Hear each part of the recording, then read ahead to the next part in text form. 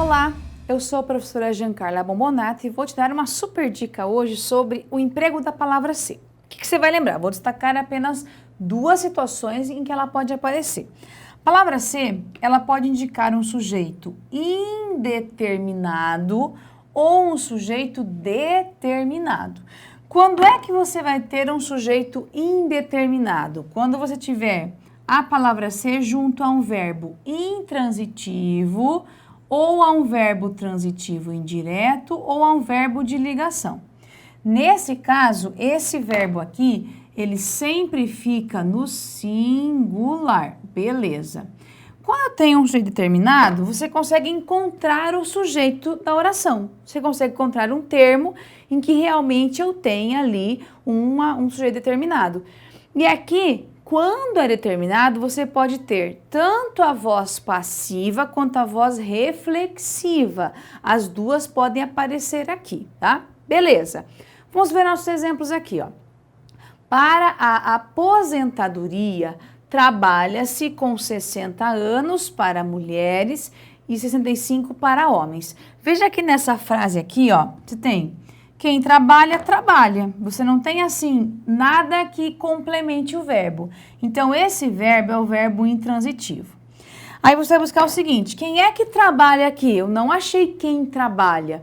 Eu estou apenas afirmando que para a aposentadoria, trabalha-se com 60 anos para mulheres e 65 para homens. Ninguém trabalha que ou faz alguma coisa. Eu simplesmente sei que é usado isso para isso. Então, nesse caso, eu tenho um verbo intransitivo mais a palavra ser. Nesse caso, você vai perceber que teu sujeito é indeterminado. Eu não sei quem faz isso, eu sei que é empregado isso, mas quem faz eu não sei.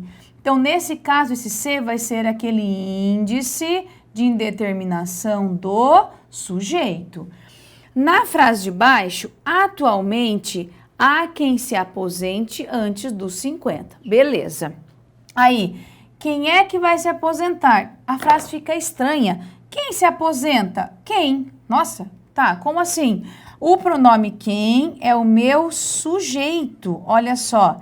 Então, aqui nessa construção, esse ser é um pronome que eu vou chamar de pronome reflexivo, tá? Olha, um pronome reflexivo.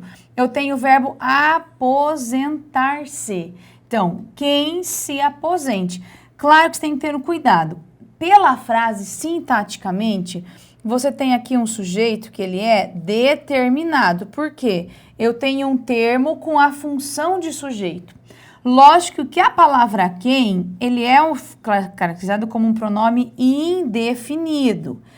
Eu não sei definir a pessoa que faz isso, mas isso é o sentido da palavra quem, só que isso não interfere na classificação sintática. Então, mesmo que a palavra quem seja um pronome indefinido, o meu sujeito é determinado, porque eu tenho uma palavra que cumpre a função de sujeito em relação a esse verbo. Por isso que ele está no singular, por exemplo, e terceira pessoa, porque ele concorda com o quem. Se fosse, por exemplo, pessoas, há pessoas...